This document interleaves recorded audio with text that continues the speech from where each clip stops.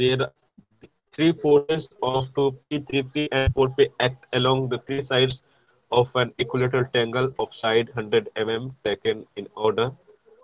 Full stop के बाद लिखा हुआ है find the magnitude, position and direction. यहाँ पे डायरेक्शन नहीं है, डायरेक्शन भी हम लोग कैलकुलेट करेंगे ऑफ द रिजल्टेंट फोर्स। पहले क्वेश्चन लिखिए, और ये जो रेड कलर से फिगर है ना, उसके बाद ये भी फिगर भी दिया हुआ है वहाँ पे 3.1 जो है फिगर, ये वाला फिगर है हम लोग का। उतारिए, उसके बाद हम लोग इसका सोल्यूशन करेंगे, बढ़िया से सोल्यूशन करेंगे। आप लोग को सारा चीज समझ में आएगा इसमें कि मोमेंट कैसे कैलकुलेट करते हैं, रिजल्टेंट फोर्स कैसे कैलकुलेट करते हैं, रेजुलेशन ऑफ द फोर्सेस कैसे कैलकुलेट करते हैं। ठीक है, आवाज आ रही है क्या? हेलो। Yes sir. हाँ सर। Yes sir.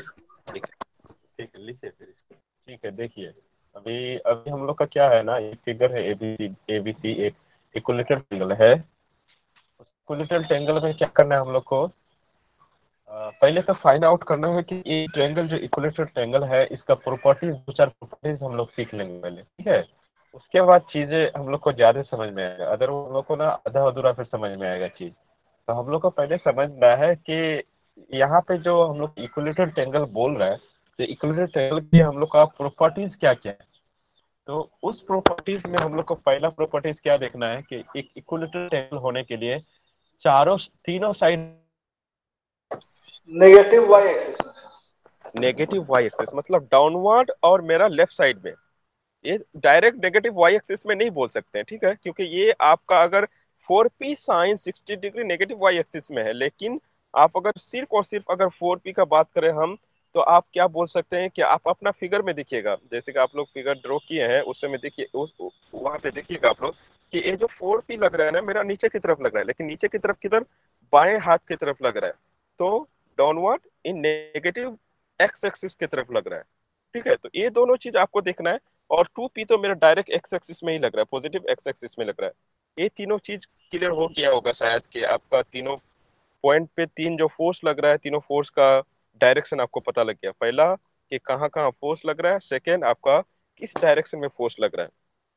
इतना समझ में आया क्या? Yes sir. Yes okay, yes okay, sir. Okay, thank you. Next काम क्या करना है आपको, नेक्स्ट काम हम लोग का क्या है कि ये जो फोर्स लग रहा है ना, अब उसका जो डायरेक्ट एक्स एक्सिस और वाई एक्सिस में लग रहा है तो वो तो ठीक है। जो फोर्स मान लीजिए कोई फोर्स अगर एक इंक्लाइन प्लेन पे हो या फिर कोई एक ऑब्लिक प्लेन पे लग रहा हो, तो उसको क्या करना है, फर्स्ट में हम लोग को उसको एक्स एक्स एक्स प्लेन में या फिर वाई प्लेन में आपको लेके आना है। तो उसके लिए मैंने सिखाया था कि कोई भी फोर्स अगर किसी भी एक्सिस के साथ कोई भी एंगल बना रहा हो, तो जिस एक्सिस के साथ एंगल बनाएगा उस एक्सिस में कोस कंपोनेंट आएगा, और बाकी बात जो बचेगा वो दूसरे कंपोनेंट, साइन कंपोनेंट जो रहेगा वो दूसरे साइड में आ जाएगा। तो आपको पहले ये करना है।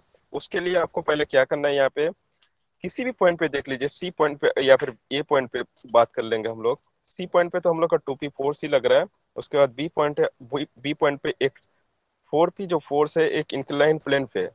सिमिलरली हम लोग का क्या है, 3p फोर्स भी है हम लोग का, ए पॉइंट पे भी 3p फोर्स लग रहा है एक इंक्लाइन प्लेन पे। तो आपको क्या करना है पहले कि ये जो 3p फोर्स लग रहा है उसको एक एक्सिस में तब्दील कर दीजिए।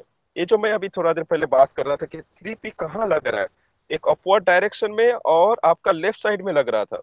तो अपवर्ड डायरेक्शन के लिए मैंने एक वाई एक्सिस को ड्रॉ किया, और नेगेटिव एक्स एक्सिस या फिर बाएं तरफ के लिए मैंने नेगेटिव के तरफ या फिर नेगेटिव एक्स एक्सिस के तरफ मैंने क्या किया, एक एक्सिस को ड्रॉ किया। मैं ये भी कर सकता था कि एक्स एक्सिस को पॉजिटिव पकड़ सकता था और वाई एक्सिस को नीचे की तरफ ले सकता था। मैंने उधर किया नहीं, क्योंकि मेरा 3p का डायरेक्शन हमको भी देखना है, उसके बाद हमको उसका एक्सिस के साथ जाना है। ये नहीं कि आपका 3p लेफ्ट साइड और अपवर्ड की तरफ है, आप किधर फिगर बना रहे हैं, राइट साइड और अपवर्ड की तरफ बना रहे हैं, ऐसा नहीं चलेगा। आपको जैसा फिगर में दिया हुआ रहेगा, प्रॉब्लम में जैसा दिया हुआ रहेगा क्वेश्चन, वैसे ही आपको ड्रॉ करना है। तो मैंने क्या किया, यहाँ पे अपवर्ड था तो मैंने वाई एक्सिस को अपवर्ड मान लिया, और उसके बाद पॉजिटिव वाई एक्सिस को, उसके बाद क्या किया, बाएं तरफ जो मेरा था बाएं तरफ को माइनस एक्स एक्सिस को पकड़ लिया। इसी वजह से मैंने एक वहां पे ए पॉइंट पे एक एक्सिस ड्रॉ किया। ये एक्सिस समझ में आया कि नहीं बताओ पहले। अभी 3p cos 60 डिग्री और 3p sin 60 डिग्री उसको छोड़ो, अभी पहले अभी इतना समझो। इतना समझ में आ रहा है कि नहीं? Yes sir. Yes okay, sir. Okay, next next हम लोग का क्या है, उसको रेजुलेट करने के लिए फोर्स को आपको पता होना चाहिए, किसी वो जो 3p फोर्स है किसी भी एक्सिस के साथ एक एंगल पता होना चाहिए, तभी तभी तो हम लोग उसको रेजुलेट करेंगे किसी भी एक्स या वाई एक्सिस के साथ। इतना तो आप लोग को आता है ना, जो हम लोग ने पहले यस पहले सर। पहले पहले पहले क्लास में सीखा था। तो आप कैसे जी इस सर। इस एंगल को कैलकुलेट करेंगे कि वाई एक्सिस के साथ और एक्स एक्सिस के साथ कितना एंगल बना रहा है मेरा वो 3p फोर्स। तो आपको एक का चार प्रॉपर्टीज याद है कि ये जो इंटीरियर एंगल बनाता है ना 60 डिग्री एंगल, देखिएगा ये पॉइंट पे देखिएगा, इंटीरियर एंगल है एक 60 डिग्री। तो उस एंगल को यूज करते हुए आपका ना कोई भी एक लाइन, स्ट्रेट लाइन का बात करें हम लोग, टेरा मेरा लाइन, एक कर्व को भी लाइन बोल सकते हैं, ये चीज पता होना चाहिए आप लोग को, मैथ का स्टूडेंट है कि कोई भी एक कर्व जो होता है एक लाइन है, ठीक है, या फिर एक पॉइंट एक लाइन होता है।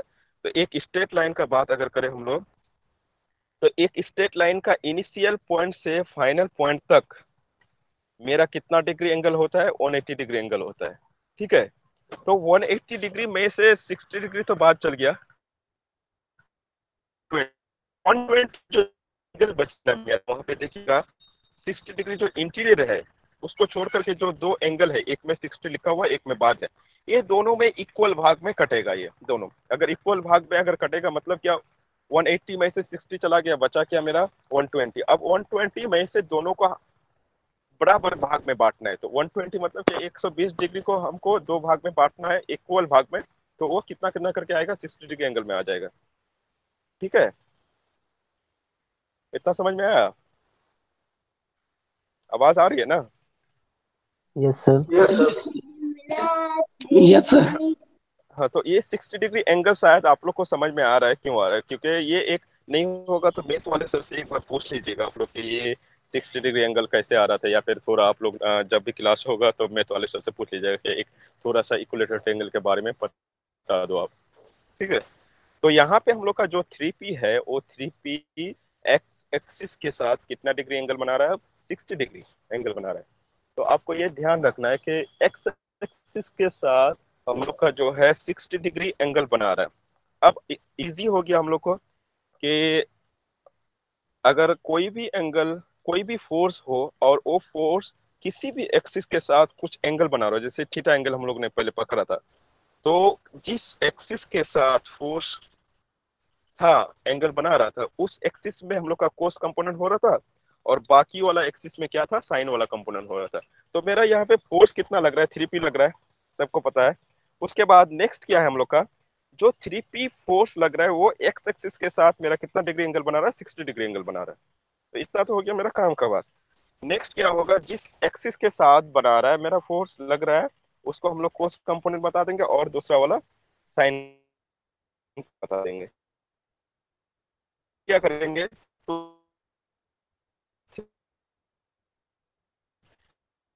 एक्सिस के साथ गए, cos 60 हो गया, बचेगा मेरा कितना हो जाएगा, तो ये पॉइंट पे मेरा एक्सिस और आपको करेक्ट हो गया। आवाज कटने लगा सर फिर से। अभी भी कट रही है? अब ठीक है सर। ठीक, तो देखिए थोड़ा फर्क कर रहा है, ये एंड पे रेजोल्यूशन सही है, किसी को कोई दिक्कत? No sir. ओके, तो हम लोग को ना तीनों पॉइंट पे ऐसे ही करना है। तो पॉइंट पे हम लोग का कैलकुलेशन हो गया। बी, अच्छा सी पॉइंट पे कुछ करने का जरूरत है कि नहीं बताइए, ये जो फिगर दिख रहा है आप लोग को यहाँ पे, तो सी पॉइंट पे कुछ करने का जरूरत है क्या, resolution of the force is possible और नॉट?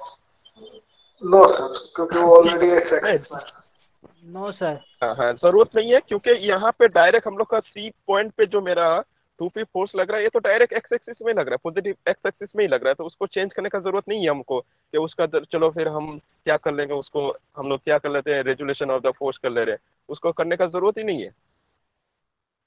तो हम लोग डायरेक्ट बी पॉइंट पे चल जा रहे हैं, ठीक है, ये पॉइंट हो गया मेरा, सी पॉइंट कैलकुलेशन हो गया, उसके बाद बी पॉइंट पे चले जा रहे हैं। बी पॉइंट पे क्या है, अभी आप लोग ना 4p cos 60 डिग्री और 4p sin 60 डिग्री को छोड़ दीजिएगा। अभी आप लोग को क्या कैलकुलेट करना है कि अभी आपको अपना फिगर जो हम ड्रॉ करवाए हैं जिसमें खाता में वो देखना है आपको, कि जो ये जो 4p लग रहा है ना 60 डिग्री विथ एक्स एक्सिस हम जो बना दिए हैं ऐसे ही, ऐसे आपको नहीं समझना है। कि एक प्रॉपर्टीज याद रखना है कि कोई भी लाइन किसी लाइन को कट कर रहा है, इंटरसेक्ट कर रहा है, इंटरसेक्ट कर रहा है मतलब इंटरिंग एंगल सेम भी लाइन किसी लाइन ऑपोजिट एंगल। सर कुछ आवाज नहीं आ रहा है। आवाज नहीं आ रही है क्या? सर ऐसे एक अब आ वर्ड रही है बोलते आवाज? हैं तो आती है आवाज अच्छी, लेकिन जब बताते हैं तो कुछ सही से आवाज ही नहीं आता। अब आ रही है आवाज? यस सर, अभी आ रही है। ठीक है, तो थोड़ा फ्लेक्स नेटवर्क यहाँ पे तो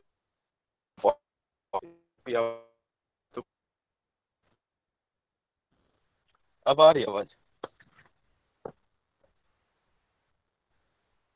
अब आवाज आ रही है?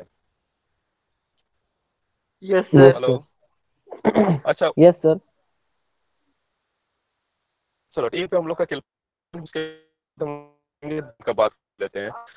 बी पॉइंट का बात करें यहाँ पे, तो बी पॉइंट पे हम लोग का दिख रहा है कि फोर्थ फोर्स कहाँ पे लग रहा है। इसी वजह से मैं थोड़ा देर पहले ही बता दिया था कि ये फोर्स का डायरेक्शन भी आप लोग को थोड़ा ध्यान में रखना है। तो ये जो 4P का डायरेक्शन है ना, नीचे की तरफ और बाएं की तरफ है। इसी वजह से मैं देखना कि कोऑर्डिनेट जो मैंने ड्रॉ किया है या फिर एक्सिस जो मैंने ड्रॉ किया है वो नीचे की तरफ और बाएं की तरफ ड्रॉ किया है। मतलब नेगेटिव वाई एक्सिस लिया है, नेगेटिव एक्स एक्सिस लिया है। इससे पहले वाले ए पॉइंट पे क्या किया था, पॉजिटिव वाई लिया था और नेगेटिव एक्स लिया था, मतलब ऊपर और बाएं की तरफ। अब मेरा की पहले उसका सोल्यूशन में देखना है कि आपका जो ये जो 4P लग रहा है, ये 4P कहाँ पे लग रहा है। तो ये 4P लग रहा है कि एक नेगेटिव में, नेगेटिव मतलब क्या, नेगेटिव की तरफ और नीचे की तरफ लग रहा है। तो नीचे का हो माइनस वाई एक्सिस और बाएं तरफ हो गया मेरा नेगेटिव एक्स एक्सिस। तो ये दोनों चीज ध्यान रखना है आपको, ठीक है। और जो ना, हेलो हेलो, हाँ सर। अच्छा ठीक है, हेलो। मना करना है, नहीं तो फिर मेरा पढ़ाने का कोई मतलब ही नहीं रहेगा। जी नहीं ठीक पढ़ाइए। है, ओके। तो देखिए यहाँ पे क्या है ना, आप जो मेरा फोर्स ना वो बी पॉइंट को कट कर रहा है। मतलब क्या, एक्स एक्स को अगर हम बोल दे सी, तो 4P cos 60 डिग्री जो लाइन है, इस लाइन को बी पॉइंट पे कट कर रहा है। कितना डिग्री एंगल पे कट कर रहा है ऊपर वाला, अगर हम इंटीरियर एंगल को बता पाएंगे, क्योंकि वो हम लोग को तो पता है 60 डिग्री एंगल है वो एक्स एक्सिस के साथ। तो सिमिलरली क्या हो जाएगा, यस। जो हम लोग का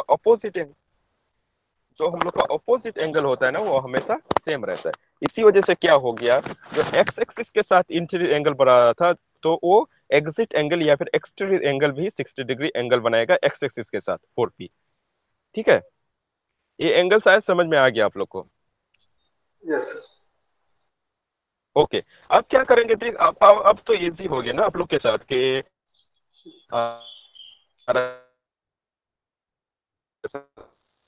आपको पता है, आप डिफरेंशिएशन ले लें। तो अगर जिस एंगल के साथ आपका एंगल, उस कंपोनेंट बोल दे, और जिस एंगल के साथ आपका एंगल नहीं बनाता है, उस एक्सिस को साइन वाला कंपोनेंट। 4P 4P मान लीजिए, कोई भी पी का वैल्यू कुछ भी जाएगा, 4P cos 60 डिग्री मेरा हो जाएगा एक्सिस में नेगेटिव, और जो साइन 4P साइन 60 डिग्री।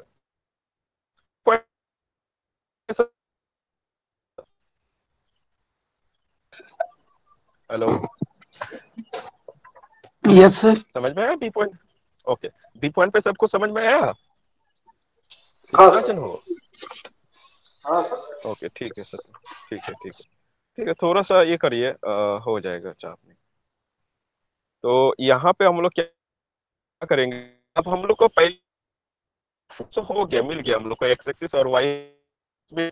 अब हम लोग का नेक्स्ट काम क्या है हम लोग का, कि उस फोर्स को आइडेंटिफाई करना है कि कौन एक्स एक्सिस में लग रहा है और कौन वाई एक्सिस में लग रहा है और किधर लग रहा है, वो भी नेगेटिव और पॉजिटिव भी देखना है आप लोग को।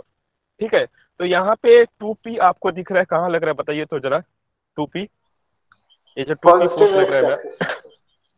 Positive x axis, very good. Positive और ये four, very good very good. और ये जो 4p cos 60 डिग्री लग रहा है, किधर लग रहा है? Negative x axis sir. Negative Negative. X, okay okay, thank you. और ये जो 3p cos 60 डिग्री लग रहा है, negative x axis. Negative x axis, यही बात। और कुछ एक्स एक्सिस में लग रहा है क्या फोर्स? नो सर, और कुछ नहीं। यही यही तीनों फोर्स मेरा क्या कहाँ, और एक्स दो एक्सिस फोर्स सर। लग रहा है। हाँ, दो, ये तीनों फोर्स मेरा एक्स एक्सिस में लग रहा है। हो सकता है वो पॉजिटिव नेगेटिव हो, लेकिन वो एक्स एक्सिस में ही लग रहा है। और दो फोर्स है, दो फोर्स बता दो, 4p sin 60 डिग्री और 3p sin 60 डिग्री कहाँ लग रहा है? दोनों वो क्या ये 4p X sin axis, 60 negative Y, negative Y Y axis में? Axis sir, negative Y. हाँ, और हाँ 3p sir, sin 60 4p degree? sin 60 और 3 पॉजिटिव वाई एक्सिस। अच्छा, ये चीज समझ में आ रहा है कि नहीं सबको, बताइए। हाँ सर, ये बना चुके हैं। Yes, sir. ठीक है, यस इससे सर। पहले वाला ये क्वेश्चन आज कंप्लीट करेंगे, ठीक है? लेट हुआ है तो मैं हम लोग का में चला तो कवर करेंगे, कोई दिक्कत वाली बात नहीं है, ठीक है? कवर करेंगे हम लोग। तो तो ये जो हम लोग का मिल गया ना कि एक्स एक्सिस में कौन लग रहा है और वो भी पॉजिटिव नेगेटिव एक्सिस में कौन लग रहा है, तो ये आप लोग को बढ़िया से ध्यान में रखना है। तो अब नेक्स्ट हम लोग का काम क्या था, आप लोग को पता है कि summation of all the forces in the direction of X axis and summation of all the forces in the direction of Y axis आपको करना है।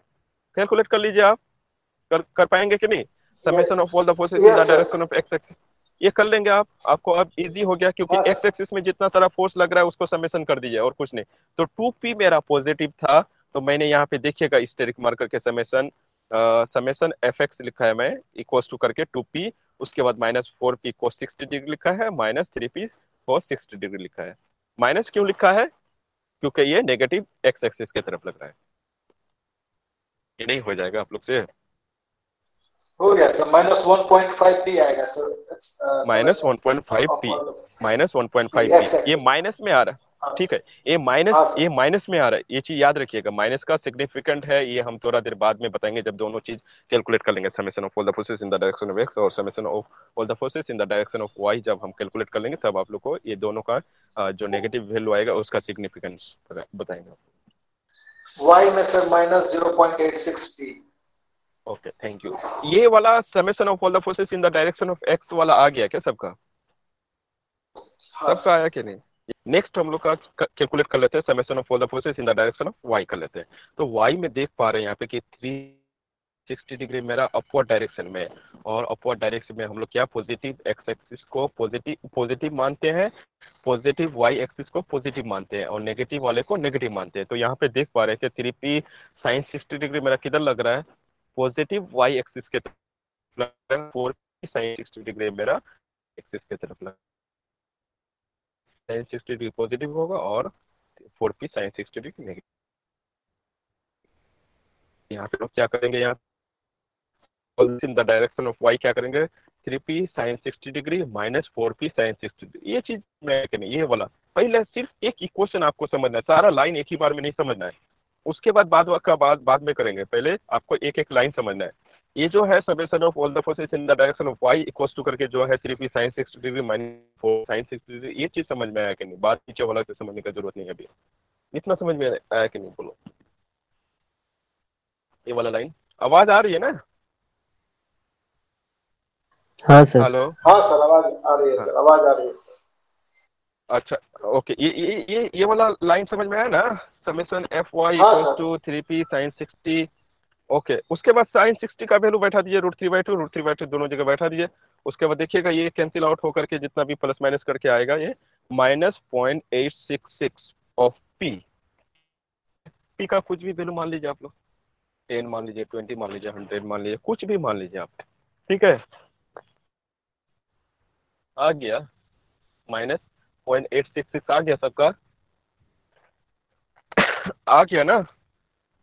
Yes yes sir. सर। हाँ सर। रिस्पॉन्स करो, ठीक है? नेक्स्ट हम लोग का काम, अच्छा उसका सिग्निफिकेंट बता दे रहे हैं हम। ये चीज बताओ कि दोनों वैल्यू हम लोग का नेगेटिव आ रहा है। Summation of all the forces in the direction of X भी नेगेटिव में वैल्यू आ रहा है, summation of all the forces in the direction of Y भी नेगेटिव में वैल्यू आ रहा है। इसका मतलब क्या है कि एक्स का भी वैल्यू नेगेटिव है और वाई का भी वैल्यू नेगेटिव है। अगर उसको हम एक पॉइंट किसी भी पॉइंट पे अगर कहीं पर भी एक एक्स वाई प्लेन में कभी भी ड्रॉ करोगे तो दो वैल्यू चाहिए हमको कोई भी पॉइंट को लोकेट करने के लिए।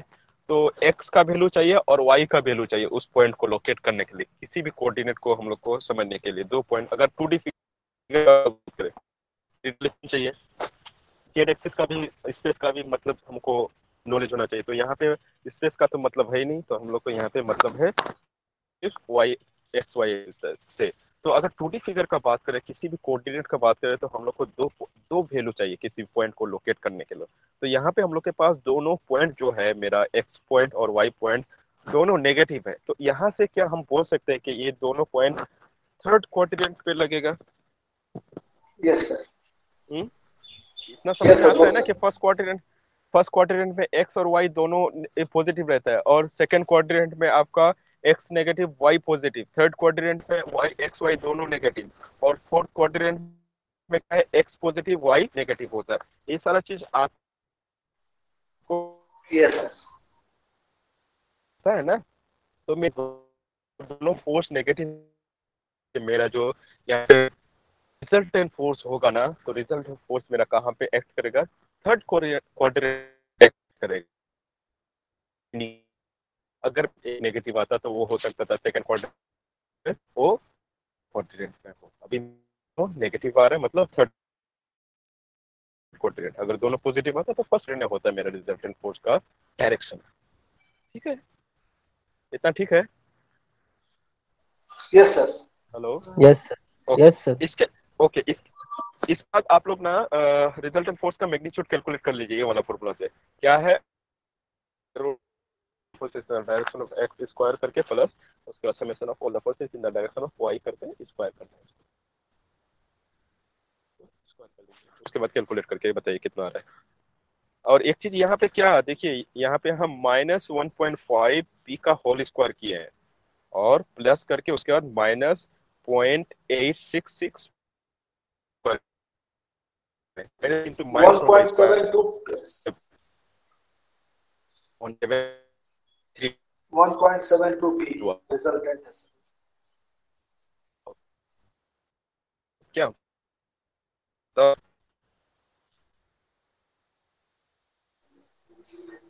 हेलो। क्या है कैलकुलेट 5 माइनस का वहां से देखिएगा अंडर करके।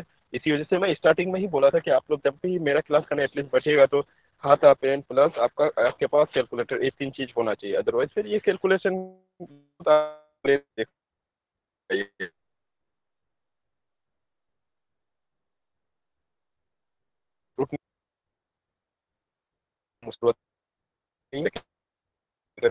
बहुत ही ठीक है।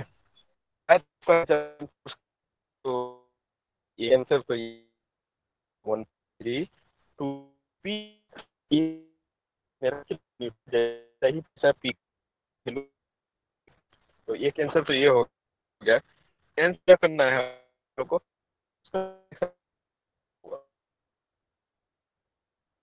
डायरेक्शन का फॉर्मूला क्या है टेन थीटा का? किसी Summation of all the force in y axis, summation of all the force in the y axis divided by summation of all the force in the x axis. बोल रहे हैं गलत नहीं करना है। एक्स बाय वाई कभी नहीं होता, वाई बाय एक्स होता है। ठीक है, तो टेन थीटा y की by वैल्यू का x ही बात बोला अगर है करें सर। हम, y by x। एकदम Y by X. Very good very good. अगर वाई बाय एक्स बोले हैं तो बहुत अच्छा। तो टेन थीटा का the direction of Y direction of all the direction of side के पास अभी वैल्यू को पुट कर लो 0.866 p डिवाइडेड -1 p 29.68 आता है। कितना 29 हाँ 29.68। Okay. Tan theta is equal to क्या आ जाएगा मेरा 0.5। Yes sir. उसके बाद देखिए ओके थर्ड क्वाड्रेंट नहीं, जो हम लोग का थर्ड क्वेश्चन था, थर्ड इसी क्वेश्चन में थर्ड क्वेश्चन क्या था हम लोग का, जे कि इसका पोजीशन क्या होगा? इस क्वेश्चन में जो होगा रिजल्टेंट फोर्स का तो मिल गया, डायरेक्शन मिल गया। उसके बाद इसका पोजीशन मतलब ये कहाँ पे होगा इसको कैलकुलेट करके लेके आना है आपको। तो इसके लिए मैंने कई दिन आगे या फिर छोटी सी पढ़ चुका है कि वेरिएगंस थ्योरम, एक थ्योरम बोला था मैं कि उसका जो मेन पॉइंट था, पॉइंट के भी पॉइंट की बात कर रहे हैं। अब जो रिजल्ट था एबीसी 3 पॉइंट था, उस किसी भी पॉइंट पे जहां पे मेरा रिजल्टेंट फोर्स कैलकुलेट कर रहे हैं, तो उस रिजल्टेंट फोर्स के वजह से जो मेरा, बढ़िया से सुनना, कि किसी भी पॉइंट पे जो मेरा रिजल्टेंट फोर्स लगेगा उसकी वजह से जो मेरा मूवमेंट होगा वो इक्वल होगा उस पॉइंट पे जितना फोर्स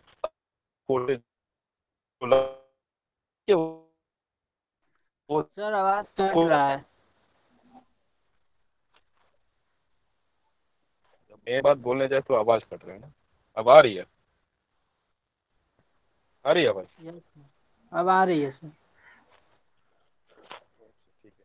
तो हम क्या बोल रहे थे कि किसी भी पॉइंट पे, किसी भी पॉइंट का बात अगर करें, जैसे कि हम लोग का इस ट्रायंगल जो था ए बी सी ट्रायंगल था, तो वहां पे अगर हम लोग बी पॉइंट का बात करें तो बी पॉइंट पे अगर देखिएगा आप अपना फिगर में जो ड्रॉ किए हैं आप लोग खाता में, बी पॉइंट पे देखिएगा कि रिजल्टेंट फोर्स वहां पे तो एक्ट करेगा। उस रिजल्टेंट फोर्स की वजह से जो मूवमेंट था वही इक्वल होगा वहां पे फोर्स जो मूवमेंट पे रेक्ट हो रहा है। तो मूवमेंट ही मेरा जो वेरिएगंस थ्योरम है ना यही बोलते रहता है। ठीक है? हेलो, आवाज आ रही है?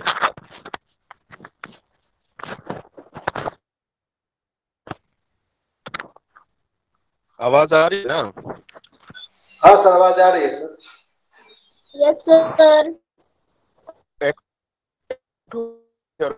बी देना, बी एक तो रिजल्ट मेरा मूवमेंट होगा उसको लेना पड़ेगा, उसी को इक्वल लिखना है कि उस बी पॉइंट पे कितना सारा फोर्सेस के वजह से मूवमेंट क्रिएट हो रहा है, उसका इंडिविजुअल के वजह से जो मूवमेंट। ठीक है, तो बी पॉइंट क्या 4p cos 60 डिग्री और 4p sin 60 डिग्री की वजह से और 2p की वजह से मूवमेंट क्रिएट होगा? ये सारे की वजह से मूवमेंट क्रिएट नहीं होगा। ठीक है, क्यों? क्योंकि जहां पे हम हैं और जहाँ पे मेरा फोर्स लग रहा है, अगर दोनों पॉइंट कोइंसाइड करे वहां पे हम लोग का मूवमेंट नहीं होता है। मूवमेंट के लिए हम लोग को क्या चाहिए? परपेंडिकुलर डिस्टेंस चाहिए, और उस डिस्टेंस के लिए हमको फोर्स चाहिए। तो यहाँ पे बी पॉइंट पे देख रहे हैं कि 2p जो है मेरा, ये फोर्स कहाँ से ओरिजिनेट होता है? बी पॉइंट से ही। और ये 4p cos 60 डिग्री भी बी पॉइंट से ही ओरिजिनेट हो रहा है, और ये 4p sin 60 डिग्री भी बी पॉइंट से ही ओरिजिनेट होता है। तो जहाँ पे फोर्स लग रहा है वहीं पे अगर हम मूवमेंट कैलकुलेट करना चाहिए तो वहां पे हमेशा मूवमेंट क्या होगा? जीरो होगा। तो ये दोनों फोर्स की वजह से तो, ये तीनों फोर्स की वजह से तो बी पॉइंट पे मूवमेंट क्रिएट होने वाला नहीं है। तो बचा क्या? 3p sin 60 डिग्री और 3p cos 60 डिग्री की वजह से मूवमेंट क्रिएट होगा।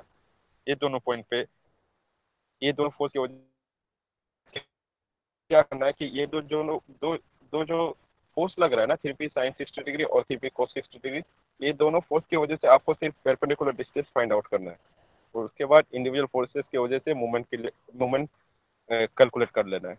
बस इतना ही सा है। ठीक है? आवाज आ रही है ना? Yes sir. सर एक यस बार और सर, आ रही है। तो फिर से बताइए। क्या एक बार फिर से बताइए क्या सर, बोल बीच रहे हो? बीच में बोलो। आवाज कट जाता है। अच्छा, तो यहाँ पे देखिए ना, 4p cos 60 डिग्री और 4p sin 60 डिग्री और 2p की वजह से अगर b का बात करें, हम लोग किसी भी पॉइंट पे कैलकुलेट कर सकते हैं, लेकिन हम अभी b का बात कर रहे हैं आप लोग को, क्योंकि ये सोल्यूशन b का ही है। आप लोग किसी भी पॉइंट पे कर लीजिएगा बाद में। तो ये जो b पॉइंट पे है ना, ये तीनों फोर्सेस की वजह से 4p cos 60 degree, 4p sin 60 degree और 2p की वजह से मेरा मूवमेंट क्रिएट नहीं होगा। और क्यों नहीं होगा ये चीज मैं बोल दिया कि किसी भी पॉइंट पे अगर point of application of the force और अगर from where we want to calculate the movement, अगर दोनों एक जगह ही कोइंसाइड करे तो क्या हो जाएगा? At that point the movement will be zero. तो उस पॉइंट पे हम लोग का मूवमेंट को जीरो करना है हमें। ठीक है? क्योंकि वहां पे परपेंडिकुलर डिस्टेंस हम लोग का जीरो मिलता है हम लोग को। ठीक है? तो मेरा यस बचा सर। क्या यहाँ पे? फोर्स और एक 3p cos 60 डिग्री बचा और 3p sin 60 डिग्री बचा बी पॉइंट पे मूवमेंट कैलकुलेट करने के लिए। एक तो हो जाएगा बी पॉइंट पे कोई एक रिजल्टेंट फोर्स, जो रिजल्टेंट फोर्स का मेरा क्या है? Magnitude 1.732 p। ठीक है, उसकी वजह से एक मूवमेंट होगा, वही मूवमेंट इक्वल होगा अब ये दो इंडिविजुअल फोर्सेस की वजह से, 3p cos 60 डिग्री और 3p sin 60 डिग्री की वजह से जो मूवमेंट क्रिएट होगा वो दोनों इक्वल हो जाएगा। ठीक है,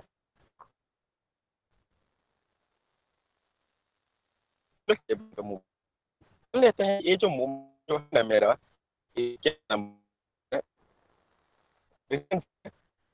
किसी भी डिस्टेंस है, परपेंडिकुलर डिस्टेंस है, डिस्टेंस भी वो परपेंडिकुलर डिस्टेंस है एक्स के दूरी पे है, तभी तो आप मूवमेंट ले पाइएगा रिजल्टेंट फोर्स की वजह से, नहीं तो फिर आपको कैलकुलेशन ही नहीं होगा अगर परपेंडिकुलर डिस्टेंस अगर नहीं मिले।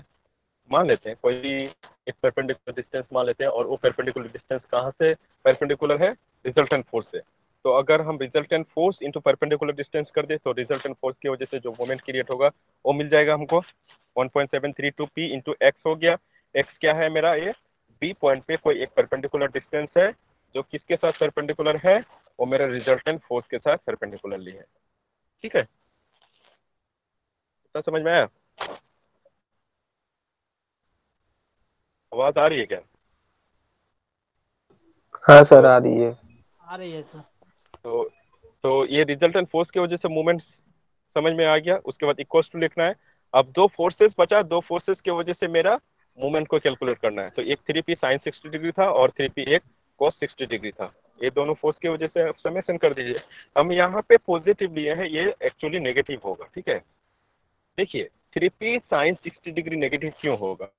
3p sin 60 डिग्री का हेड जो है ना, आपको हेड पकड़ना है और उसका पकड़ के देखिए, उंगली से पकड़ के आप बी पॉइंट पे ला लीजिए। किधर लग रहा है? ये एंटी क्लॉकवाइज लग रहा है। 3p sin 60 डिग्री जो लग रहा है, 3p sin 60 डिग्री जो लग रहा है, हेड को पकड़िए, हेड को पकड़ के बी की तरफ लाने का कोशिश कीजिए, देखिएगा कि वो एंटी क्लॉकवाइज में घूम रहा है। दिख रहा है? हेलो? यस सर, दिख रहा है सर, दिख रहा है सर। तो ये तो सर, इसको हम हेड पकड़ के सर, हम हेड पकड़ के क्लॉकवाइज नहीं ले जा सकते हैं सर? नहीं नहीं नहीं नहीं, वो काहे ले जाइए, सी पॉइंट पे लेके आ रहा है, हाँ, डायरेक्शन भी तो तो सर बी पे देखिएगा ही ना ले किधर लग जा रहा है। सकते हैं, मतलब नजदीक सर, शॉर्टेस्ट डिस्टेंस देखना है क्या सर इसमें? नजदीक नजदीक भी है देखना है, और नेक्स्ट आप क्या करना, 3p मेरा मेन कंपोनेंट क्या था, 3p था, ये भी तो देखना है ना वो ठीक है सर, कि वो तो ठीक है सर। 3p का देख, 3p का 3p का डायरेक्शन किधर है, ये भी देखना है आपको। 3p का डायरेक्शन था मेरा अपवर्ड इन नेगेटिव डायरेक्शन, तो अपवर्ड विथ नेगेटिव डायरेक्शन ही जाना है आपको। नेगेटिव डायरेक्शन मतलब क्या, नीचे की तरफ जाना है आपको, हाँ negative okay x sir, axis okay. की तरफ ही जाना है। तो आपको उधर ही उंगली घुमाना है। तो अगर आप जब देखिएगा कि ये घूम रहा है तो एंटी क्लॉकवाइज दिख रहा है। सिमिलरली आप जब देखिएगा 3p cos 60 डिग्री भी, आप क्या करिएगा, उसका हेड को करके बी की तरफ लेके आइएगा। ऐसा नहीं कि उल्टा घुमा के लेके आ रहे हैं। एक कॉन्सेप्ट वो भी है, जब आपको कुछ समझ में नहीं है तो आपको क्या करना है कि जो पास वाला है उसको आपको देखना है। ठीक है, ये भी एक छोटा सा कॉन्सेप्ट है, उसको ज्यादा नहीं तो सर करना है, इसमें दोनों, फिर कभी इसमें कभार। दोनों कंपोनेंट निगेटिव होगा सर? हाँ, दोनों कंपोनेंट नेगेटिव हो रहा है ना, दोनों एंटी क्लॉकवाइज भी लग रहे हैं।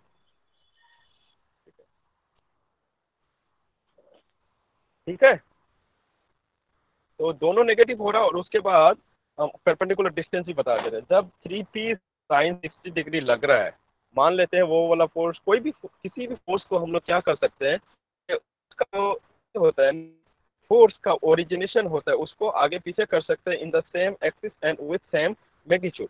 वो हम लोग कर सकते हैं, उसको ओसिलेट करा सकते हैं। अब मान लेते हैं कि ए पॉइंट पे 3p sin 60 डिग्री लग रहा था, अब हम क्या बोल रहे हैं, वहां पे नहीं लग रहा है, उसी एक्सिस में और सेम मैग्नीट्यूड से कहां पे कर दे रहे हैं हम, एम पॉइंट पे कर दे रहे हैं उस फोर्स को। ठीक है, अब अगर एम पॉइंट पे फोर्स लग रहा है मेरा अपवर्ड की तरफ, तो बी पॉइंट पे कैलकुलेट करना है अगर मूवमेंट हमको, तो परपेंडिकुलर डिस्टेंस क्या हो जाएगा जब हम 3p sin 60 डिग्री की बात करेंगे, pm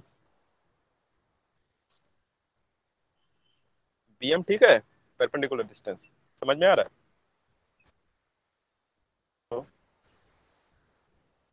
आवाज आ रही है ना? Yes sir. तो bm समझ में आया, परपेंडिकुलर डिस्टेंस कैसे आ रहा है?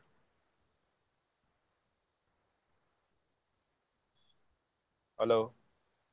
Yes yes sir. सर, आ bm गया। यहाँ पे, अरे बोलोगे तो तुम लोग ना, रिस्पॉन्स तो करोगे। यस सर, आ गया।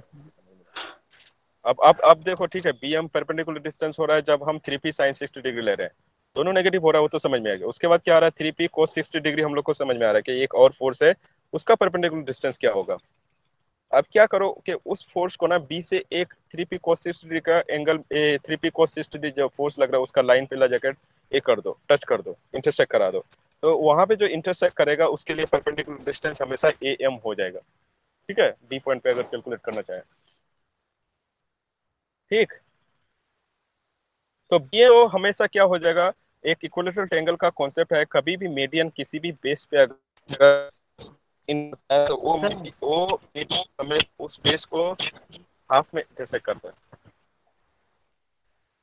क्या बोल रहे, बोलो। सर 3P cos 60 के वजह से कैसे लग रहा है, ये समझ में नहीं आया। 3P cos 60 की वजह से क्या, AM नहीं सर, फोर्स कैसे लग रहा है, उसकी वजह से फोर्स कैसे लग रहा है बी पे।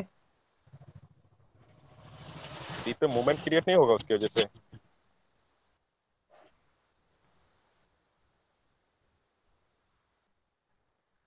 मूवमेंट का सारा चीज भुला गया तुम लोग ना। दिखा रहे हम, दिखा रहे हैं। ये दिख रहा है फिगर, यस ये सर, दिख फिगर रहा दिख रहा है। है। Yes sir. फिगर देखो, अब क्या करो, ये जो फोर्स लग रहा है ना मेरा 3P cos 60 डिग्री, मान लो एन पॉइंट पे लग रहा है। ठीक है, एन पॉइंट पे लग रहा है, ए पे नहीं लग रहा है, अब एन पॉइंट पे लग रहा है। आवाज आ रही है ना। यस सर, आ रही है आवाज। अब मान लो कि ये जो 3P cos 60 डिग्री मेरा एन पॉइंट पे लग रहा है, तो एन पॉइंट पे मेरा फोर्स है, बी पॉइंट पे कैलकुलेट करना है, तो परपेंडिकुलर डिस्टेंस नहीं मिल रहा है। मेरा फोर्स एक्स एक्सिस में लग रहा है और परपेंडिकुलर डिस्टेंस क्या है, वाई एक्सिस में। ये सारा चीज भूल गया ना तुम लोग, जो बताए थे हम लिख के, सर सारा एक्स चीज भूल इक्वल गया। टू -0.15 आएगा सर। 0.15, हाँ, गुड, वेरी गुड। हाँ तो ये चीज पहले तो समझ सर लो ये कि कैसे आ रहा है। हाँ हाँ, वो तो ये समझ गए समझा सर, देते वही हैं। वो समझ में आया ना कि कैसे 3P cos 60 डिग्री की वजह से मूवमेंट क्रिएट हो रहा है यहाँ पे। हाँ सर वो समझ में आया। मेन प्रॉब्लम ये था सर जो आप बताए थे क्लॉकवाइज और एंटी क्लॉकवाइज, इसमें प्रॉब्लम था। अब समझ गए सर। अच्छा अच्छा, ठीक है। तो यहाँ से आप लोग कैलकुलेट कर लीजिएगा, अब हमको लग रहा है कि ये चीज जो है ना आप लोग कैलकुलेट कर लीजिएगा यहाँ से शायद।